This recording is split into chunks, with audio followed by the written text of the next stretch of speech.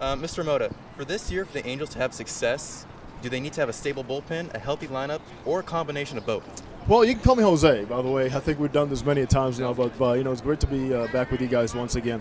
One thing for the Angels is it's a combination of things. You got to have a healthy bullpen, especially early in the season when your starters are not going to be pushed to 110, 120 pitches, and that way you have the ability to have certain guys slotted to come in and do their job, which is to throw some zeros. In the in the past, there's been some issues with perhaps issuing too many walks at inappropriate times, which of course opens up the door too much for the opponents, and that's early or later in the season. That's things you want to avoid. The Angels did a very fine job addressing a lot of those issues, of course, by knowing that they have a healthy Kevin Jepson. They have a guy in Fernando Salas who is a proven guy in the big leagues who's had success. He's a strike thrower. They know what they're going to get. If they have Michael Kahn involved in the mix, who's refining his control, his command, and his slider.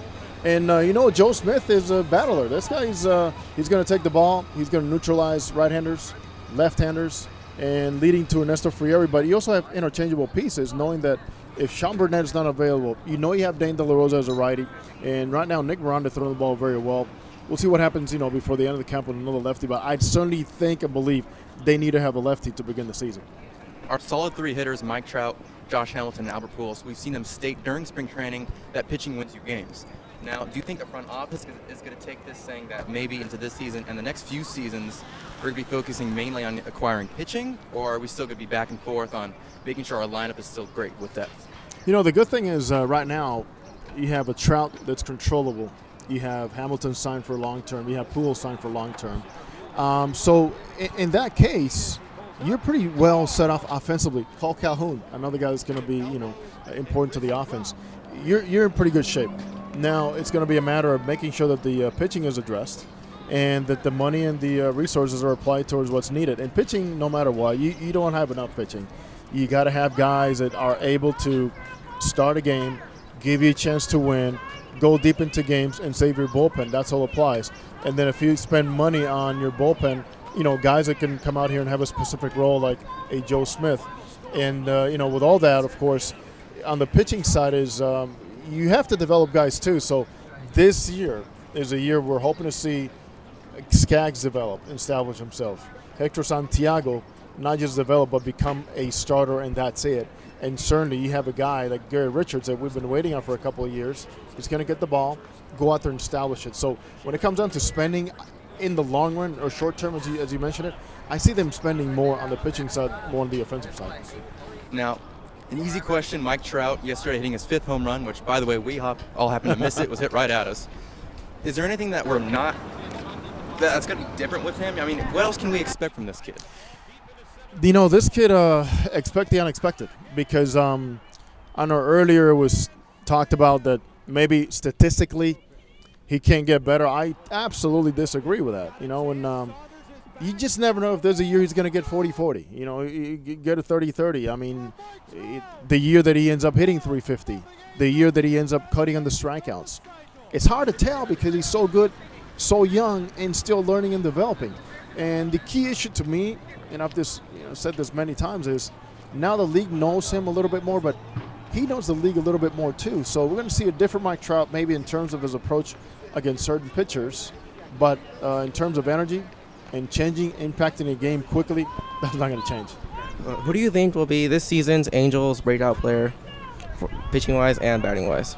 Pitching-wise, I'm hoping that it's going to be Gary Richards. The fact that this guy is somebody that doesn't have to look behind his back to see who's behind him.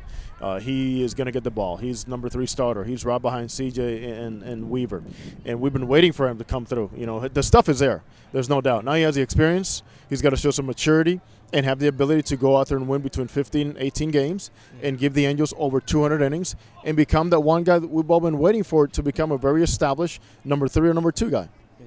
On the offensive side, breakout is kind of tough to say, but I am hoping that at least the Angels get a David Freese that they saw play for the St. Louis Cardinals, the guy that can come in and hit between 20 and 25 home runs, drive in between 90 and 100 runs. In terms of the young player, I think Cole Calhoun's going to surprise a lot of people by the way he plays the game, and the numbers at the very end will be very solid. I'm seeing him as a guy that perhaps could be talked about the most in terms of breakout offensively. Okay, speaking of David Freese, him and Raul Ibanez were two new additions to our team this season. And as you've seen them, how do you think they've meshed with the team in the clubhouse and overall? Well, Raul is unquestionably one of the best leaders in all of baseball, and the way he's done things in the past, and the intangibles that he brings to his team in the clubhouse, and in advising young players, listening, bringing sometimes things to the coaches that maybe they don't see because they're not playing, that Raul can help them with. And of course, he's a guy that you can count on to be a calming influence, not just on the younger players, but be a sounding board for Hamilton, for Pujols, for Trout, and guys that have been established too, like Chris Iannetta and Eric Ibar. And he's bilingual, and that helps a whole lot. David Freese, by the way, new environment for him. He's fit in very well. You know what? He's got a nice pedigree, because anytime you can bring somebody in that's had success in a city like St. Louis with that ball club and in the World Series, he has a whole lot.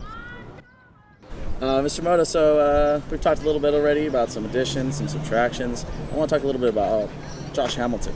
He had the injury earlier in spring training. He's making a comeback already. He had his first home run yesterday at Maryville. What's the differences that you're seeing from him? Is it more physical or is it more mental? It's a combination of both. Josh went in the offseason and took care of his body. He needed to go out there and see exactly what happened last year, things that perhaps he didn't feel as comfortable with, like losing weight, thinking that during the season he was going to be fine because he wasn't playing in Arlington, those 81 or so games. So he learned last year, too, that he was playing at a lighter weight, and sometimes that hurt his performance. And you can't blame him. I mean, as he matures as a player, you understand that there's some things that you have to take care of, and you understand your body better than anybody else. From that physical standpoint, he is bulked up, and he is thick, but he is proportioned, because he did go to a specialist to make sure things are done accordingly and properly for baseball activities. And the ball is flying off his bat as good as any other year. He seems more comfortable in the clubhouse. He knows the system. He knows Mike Scioscia. He's going to be accustomed now to the clubhouse, to the city, to the fans, the travel, all those things that go along with making sure he's comfortable. And the support system that he has here is tremendous too. And not forget that Josh finished real well. Last 45 games, he was the Josh Hamilton that we all know about. Yeah, that's a big difference from him, I've noticed too. He looked real well in his last week or so, his last couple games. Now moving on to another addition in Don Baylor. What's kind of his role so far? I know him and Hamilton have been talking a lot. What have you seen personally from Don Baylor? His presence is tremendous. Don implemented a program early in spring training where the guys were taking a lot of swings, doing a lot of work, many different stations out in the back fields before they even play the first game. Very into situational hitting and stressing it, and not just going through the motions, but making sure guys understand what he's calling, why he's calling it, and it's paid off here in spring training. I mean, I told Don a couple days ago, this is the best situational hitting team I've seen in spring training in my 13 years with the Angels this early in camp. Knowing that, of course, you only got about a week to go, but it seems like the guys are in no panic. They're putting the ball in play. Another thing Don Baylor said the very first time he spoke as an Angel again was saying, we need to cut down on the strikeouts. And that's paying off too. Guys battling, spoiling some pitches, and then eventually getting himself something good to hit. But his knowledge, his understanding of big league performance, he's had success as a coach, as a manager, as a player, an MVP. So all those things you can't question. When the guy talks, you better listen.